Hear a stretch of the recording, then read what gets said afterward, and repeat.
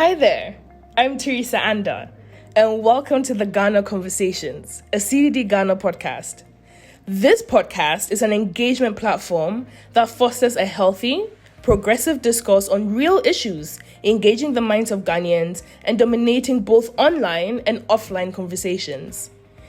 Each episode brings you insightful perspectives, as well as actionable tips and strategies on how to address key issues affecting the Ghanaian citizen. I have seen young people who said, bring the military. I said, you are a kid. You don't know what that means. Something is that if we do more, it probably will work. And it's a shame that across the continent, we have reduced the so-called social contract to a 4-year activity. Welcome to the second part of our conversation about democracy and making it work for the people. In this episode, we will continue to explore how to create ways to ensure that democracy is working for the people. Our panel members are Professor Kwasi Prempeh, the Executive Director of CDD-Ghana, Kinna Likimani, the Director of Special Programs at Odekro, Dr. Llyod Amoah, the Director of the Center for Asian Studies at the University of Ghana, and Maame Darkuwa Awinador, an international trade law expert, writer, and African Continental Free Trade Area advocate. This two-part conversation was sourced from CDD Ghana's 2019 Roundtable Discussion for Democracy Day. I'm Teresa Anda. Sit back, relax, and enjoy the conversation. Usually the one to not agree with those who say the system is useless, hopeless. I usually tend to go in that direction. But there is also a sense in which I like the obstacles idea. But you can define obstacles also in a way that is totally debilitating, where it completely immobilizes action. So there's obstacle, it's patriarchy. How, without collective action, are you going to solve the patriarchy? The men and the patriarchy that is embedded in the system will change itself overnight and allow for inclusive women. And no, it's not going to work that way, right? So obstacles, fine. Have a clear sense of what the obstacles are. In fact, you have to really have a good sense of what the obstacles are. But you shouldn't define the obstacles in a way that completely disables you from action to solve the problem. Same way, I completely agree that if you then put this thing as this big neoliberal stuff, you can't fight it at all. And that is one of the major disagreements I've had with my friends. I don't want to say on the left, because I'm also on the left sometimes, but my friends, let me call them the Legon socialists, right? You see, I didn't mean him. I meant this guy. But you see, when I was on campus, I saw this tendency where every domestic problem was defined in huge global international political economy terms.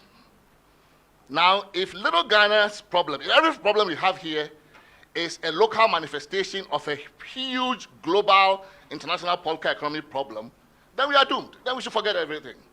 Then why are we here talking about any of these things? Then it's hopeless, totally hopeless, right? So I have taken myself out of that box. I don't want to see every problem here as a local manifestation of this gargantuan global international political economy problem, such that until we solve the international political economy issue, life must not go on here. I don't want to be in that situation. So I understand the point about neoliberal capture and all of those things, but within the limits of our context here, because after all, we're not alone in this, right? Many other countries playing roughly the same kind of system in a global context they don't entirely control have managed to deliver better welfare for their citizens, incrementally, right? So we are not just this little atom in the system that is totally hopeless, right? So it's yet possible. with all those limitations, right, to still make incremental progress. I'm not saying that anything will change here by revolution, right? Let's take just one simple elections. We started off 1992 with one party totally rejecting the elections, not participating at all, and not having any hope that it would deliver any fairness to them. So they boycotted after the presidential, they boycotted the parliamentary. So we started with a one-party parliament in 1993. 96, that party came back and competed a little bit. By 2000, from zero representation in parliament, by 2000, coming out of opposition, right? So we all thought incumbents have all the money in the world, you can never beat an incumbent. Coming out of opposition, raising monies, sometimes, abroad, Americans. I've met many of them when I used to live in the States. They would come and ask for money, right? Coming out of opposition, they were able to win an election, which breaks this jinx, this idea that you cannot come from opposition to win an election. The incumbent has a huge war chest. If we had defined the problem as incumbency, abuse of incumbency, there's no way that would have been possible. Since then, parties have come out of opposition to wrestle power from people with huge war chests that nobody thought could be defeated, right? So again, there's incremental change. The question is, are those changes translating into outcomes? But those changes are not insignificant. The fact that you can actually come from opposition and meet somebody with a huge war chest and still beat them shows that it's not always all about money. Okay, that people can come and win, and that citizens are getting smarter about these things. So that's one example. Even the parties and the competition we're seeing, manifestos didn't used to matter very much. People just throw anything in to win an election after they forget totally what's in the manifesto. And citizens, there was no political cost if you didn't follow your manifesto, because the citizens didn't even care very much. But gradually, as the parties have realized that they are roughly equally matched in the electorate, their strongholds cannot make them win, they have to appeal to some other marginal constituency in order to win the election, they have started throwing things in manifestos that appeal to people. And when they come to office, now you see that gradually they are trying to actually use the manifesto as a governing document. So when they fulfill something, they will tell you, oh, we promised you this, and we have done it. So gradually, manifestos that are meant for issues are beginning to matter. And citizens will now exact a price politically if you come and lie to get their vote and you come and you don't deliver. So these are all opportunities within this limited democracy, global, international political economy, whatever that we have. The question then becomes, so if, for example, manifestos are becoming important gradually, how do we then use it as a vehicle for getting citizen input into party manifestos? Remember that the parties are the most organized political force in the country. We are atomistic citizens, not organized in any form. Civil society is here, money is here, CDD is here, but there is an absence of collective action. The question is, without collective action, how do you countervail these huge political forces?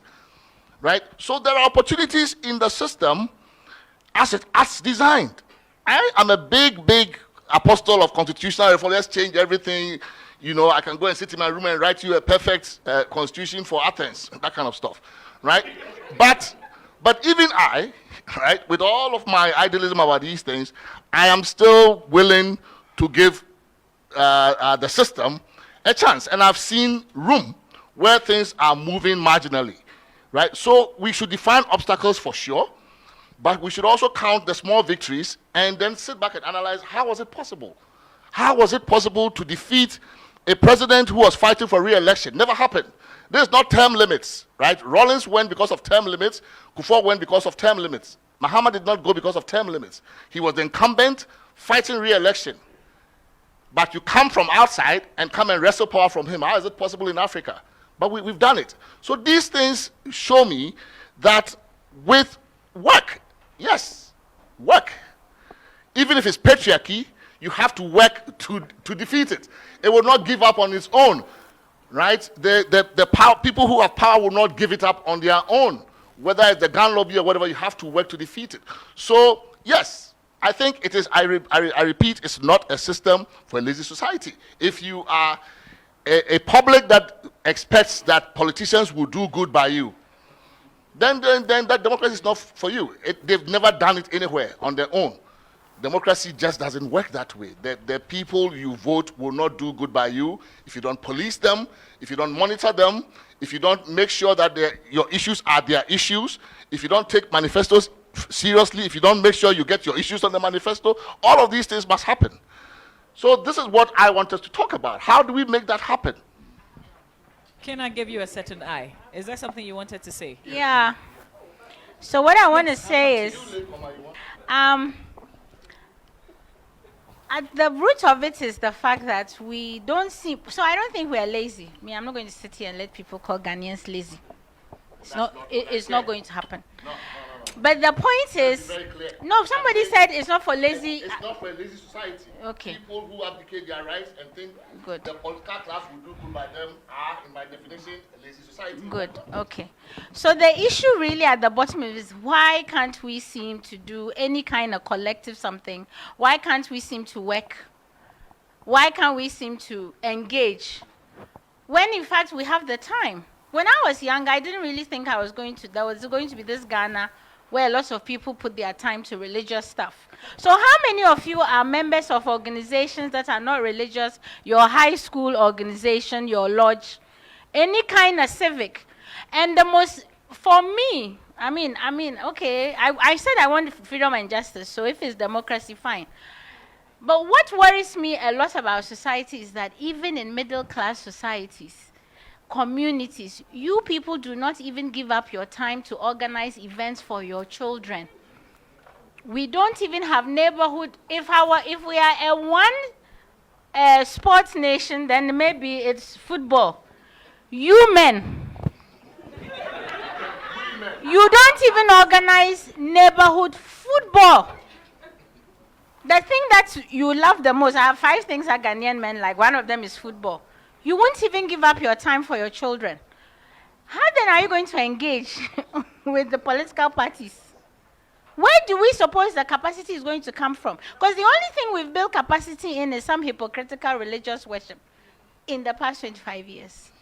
So people will go to church for maybe 5 to 6 hours, will go to funerals, will go to maybe marriages, weddings, and we'll watch football. And maybe the women was, I don't know what the women are even doing for fun. They will go to church. But you will not give up 1 hour of your time for even your own children. How are we going to engage? So one of the reasons why, we don't seem to get our act together is that we have no sense of civic, secular commitment to this country called Ghana that we want the democracy to work in. We have no commitment.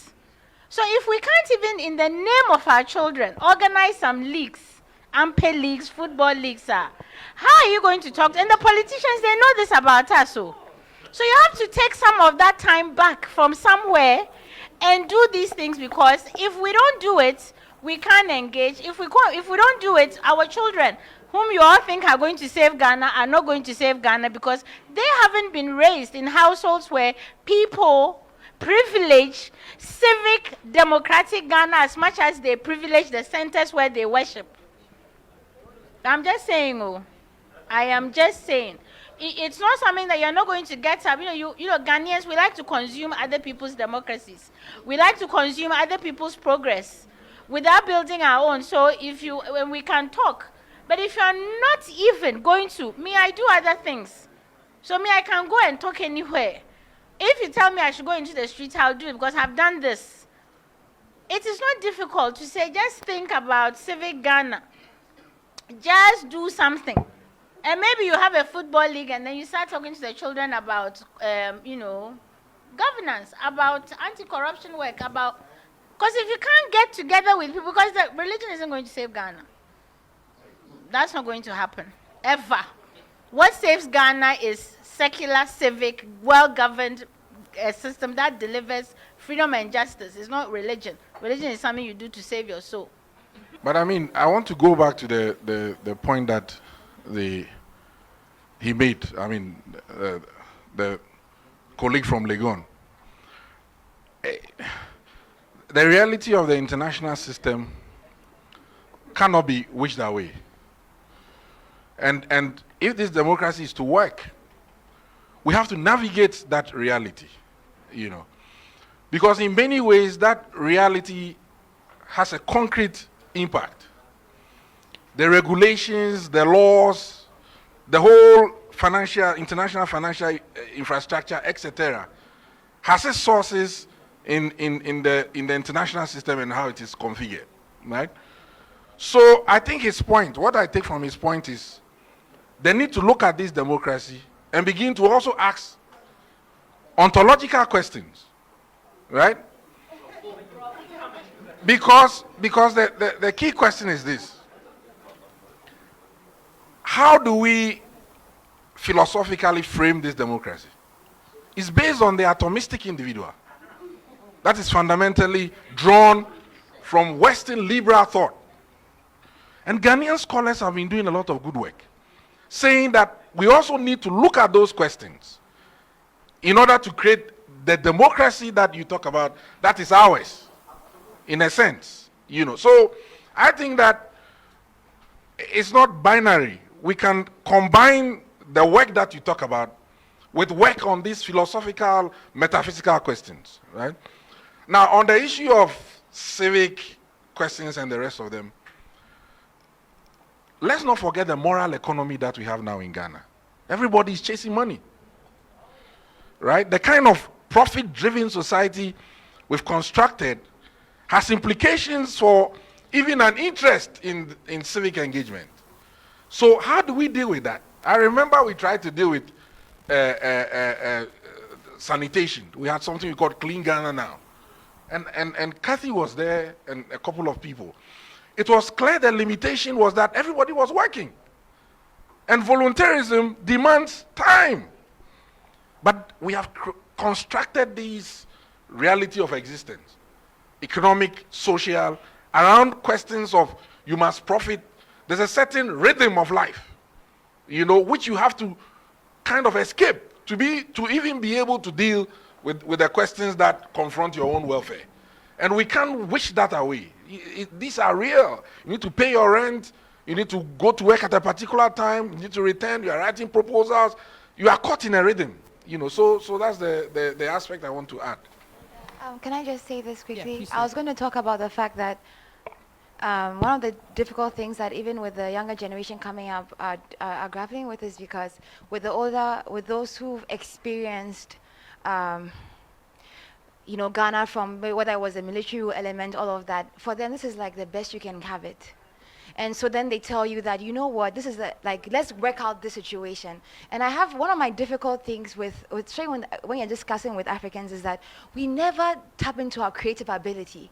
Someone came and told you, this is a system of democracy. This is a system of dictatorship. And you took it. If I speak like this, someone will say, okay, maybe you are socialist, or are you Marxist? Whose ideas are these? And the question is that, what has Africa contributed to political thought? By creating something. I know that right now, yes, we need to actually figure out the system now, how to manage it, but then as we are doing that, why can't we make something organic? Because you see, you cannot ignore human character when you're talking about democracy. The personality of the people. Don't ignore the culture, the history, and take something abstract and say, you know what, let's work it out. Because even, mind you, we spoke about the international system, right? And we all sat here when we saw what happened to Gaddafi. When the way he was even killed. They say he was a dictator. What are the war crimes that Western presidents haven't done? I don't know if you get the point I'm making. We are dealing with an unjust system nationally and internationally. When it comes to your goods, when you are fighting, why do you think the AFCFTA is so important to Africa? Because for long we've been battling in the WTO. The way you buy agricultural goods is not fair. We've been continually ignored. You are saying, okay, fine, basically, as Africans, we don't even have agency on international system, in the global front. So we are saying, let's look within. Now, I want to talk about solutions. I'm thinking this. The best way you can polish this democracy system to make it work, I put it up to, if I say older generation, I don't want to say people are old here, please don't get me wrong. Yes, but I want to put it up to you, knowing the psychic of the people who are in government now. If you look at the constitution now, you're talking about change. Or the parliamentarians, the legislators, right? Would they really make a change to a system that is benefiting them? So how do we circumvent that? I even feel like we can create hubs where we deliberate for months. If we need to go to ask 3 months, and I know it takes money, fine, maybe someone has to sponsor this and that, but how do we go and come up with solutions? Sanchu said something, know your enemy, know yourself, you win many victories, right? We need to know the system that we are trying to fight. Know yourself, your limitation, the people that you want the system for. And then at the end of the day, we can now talk about how you're going to institute the change to some extent. But for our generation coming up, this system, we will need to come up with something that fits the idiosyncrasy of a Ghanaian surrounded by Francophone, of a Ghanaian entering into continental agreements. Because if we don't, the same Ghanaian you are fighting for will see, will see a foreigner and sell land to the person because they have an inferiority complex. Your educational system, I was talking to my mother today and I said, imagine if governments, all the people in government, their kids had to go to government schools. Finland did that. Ban the private school system so that the rich and the poor will go to the same school to bring change. So what can we do? Let us create, and Finland is doing this. What can we create to create solutions to bring change? And I think it's an excellent thing. If the president's child went to the same school as the farmer's child, there will be books there. If you went to the same hospital as a cleaner, you would care about whether there are facilities there or not. Let us stop looking at what have they done out there to make it work. What can we do? We have brains as human beings, as Africans. Let's, you know what we should do? Let's create something that the world should say, you know what, Ghana did this, and they made it work. Let us copy from them too. That's what I want to say. All right, thank you. For me, we have not explored the democracy to its full extent as it is now. There are so many things, as others have said, that we could be doing that we haven't done. I am very passionate about this local government business because theoretically, at least, your share of the so-called national cake rests with the head of your assembly. You should be there asking them to spend it the way you want to spend it. You understand? And these things we don't do. We don't mobilize in our communities. We don't mobilize in our neighborhoods to access, to engage. If you read the laws around local government, there are so many points at which citizens can engage with the authority. We don't. It upsets me so much that people like you, the elites, the middle class, are not assembly people. Why are you not an assembly woman, for instance? Why do you not go and sit? It's not a full-time job. Why will you not step up, stand for election, be elected, you to go there and ensure that the share of the national cake for your community, which comes to the assembly, is spent properly? We don't do it, but we complain. So all I'm saying is that, as others have said, there are gaps in the democracy that we haven't explored. And it's the whole democracy thing is something that improves, or maybe not, incrementally. As time goes on, things change. When we started, we didn't have transparent ballot boxes, even for elections. Something happened, we had transparent ballot boxes. Something happened. Before the last election, Kofi Bentil here, did he not go to court to ensure that pink sheets were posted at where it was not the case? Did not bring another layer of transparency into the election process? We have to take advantage of the system as it is, change it and build it as we go along. I'm no believer in change the system because the people who say change the system cannot articulate clear steps as to how to change it. But I can say that the system that we have, if we take such and such a step, we can make this change. If we push through, we organize around constitutional reform, for instance, and we put the appropriate pressure in the appropriate places, some things in the Constitution will change. Not all of it, and maybe not all of it today, but there will be a movement. We didn't start off already saying we are going to elect the heads of local government, but today we are this close to that happening. So I think that as much as possible, when we talk of these things, we should also look at ourselves and ask ourselves, what is it that I could have done that I haven't done? What else can I do that will help this whole enterprise move along smoothly to all of us, our benefit. So please, local elections coming up this year, I'm hoping to see many of the people here. Political parties are about elections, right? And yet you have political party executives, local executives, partisans, who are saying when you want to elect MMDCs, saying we don't want election. Now that's a very strange response from a political party, right? Political parties are formed to win power through elections, not appointment. And yet, so you have to ask yourself, why would local parties and partisans at the local level be against election of MMDCs? Right? So sometimes when I hear some people who themselves don't have any bit of the power also joining the chorus, oh, as for MMDC election, media I don't like. You think that the current system where a president sits in Accra and appoints 260 mayors across the country is better for you than you, the local, electing the chief executive who is closest to you and holding them accountable. So why are the parties opposed to election? At least some of them.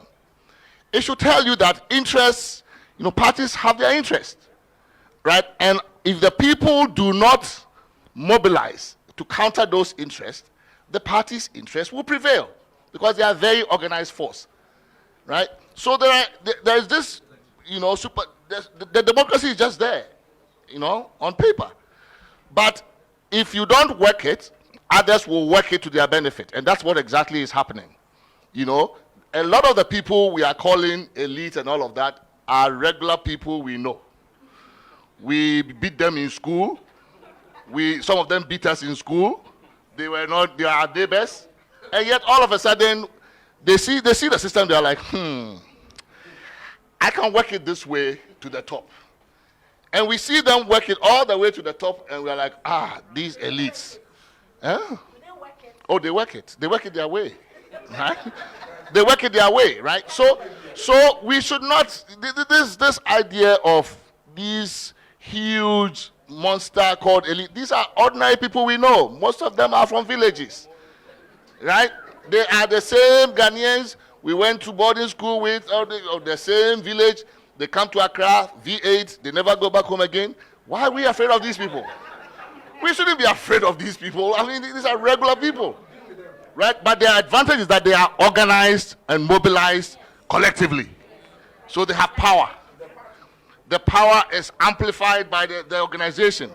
That is what we're not doing to counter them, right? So I think we really need to think about ways of mobilization and counter-mobilization that will give us the collective action we need to fight these things. It's not going to be easy. And it's not going to be done by CDD or sometimes people say, but CDD, what are you saying about it? What are you saying about it? What are you doing about it? All right. Constructive. In Ghana, the only thing we are only deliberate about religion. We are only deliberate about religion. When we even have these sorts of conversations, we say all sorts of things and then we walk out not having come out with steps. But I keep coming back to the fact that the only way Samson is the way he is because he continually builds the capacity. And so even if the only thing you do is to give support to Samson, that is your civic duty. Oftentimes we let the people, we think that there are people who have, running in their bone marrow capacity, the energy and the bravery to do this kind of work. No. He is just one person against the wind. So you have to. So I remember there was a Buddhist monk revolt in Myanmar, I think a decade ago. And the rest of the population watched the monks mount the revolt by themselves. And of course, in the end, without the support of the population, they massacred all of them. So if you really care about Ghana, you are going to have to care about it as much as you care about your God. Because I keep saying, God is not I'm not a believer, but as far as I'm concerned, your gods are not in any hurry to receive you in the heavens. But Ghana is sending you there faster because you guys are letting it happen. So if you hear civil society, by now civil society should not even be funded by donors. But you guys will go and put your money, especially you women, put your money in churches that are saying you are the neck and things. So that you have children and go and die in a hospital. What is the point? So I am just saying, the 1 hour you can do, the 30 minutes you can do, when you wake up on Saturday mornings and you are wondering, what can I do with my children? The activity that you're supposed to provide is in your hands. Nobody is coming to rescue you. That's what I'm saying. So if you support people and you do your 1 hour, otherwise they will continue to chop. Me, I'm not voting. I'm not voting. Are you? Because I can do other things. But elections, look, let's even stop talking about elections. Elections are, it doesn't even matter who your president is. Because you are making it not matter. Because you won't engage. Okay, thank you, Kinna. If you hear anybody talking about accountability, can we transparency, allow? These are words you should go to bed with at night. How can I make them more accountable? Somebody released a report. How can I support them? Do not let, because, we have a hard time engaging with Ghanaian society because you guys just let civil society. But even among civil society people, we should do more. So please listen to what he said, though, because that is the only thing. If you cannot build your capacity, you cannot save your nation. Thank you very much. But Prof, when we started, you raised quite a number of questions. We want to bring this to a close. But there's something that she said, because I've also said that I won't vote in 2020. There are a number of my colleagues who have said they would not vote. So, Prof, how do we build a democracy if we've decided that we won't vote? If you can add it to... Well, I mean, there is one of my favorite social scientists is this guy, I think he's dead, Albert Hirschman. And he has a very interesting book, a very small book, I think it's called Exit, Voice, and Loyalty. And he says there's a very, very simple insight that when organizations or institutions are in decline, and that could include, say, a democracy, right, there are normally 3 responses that people have.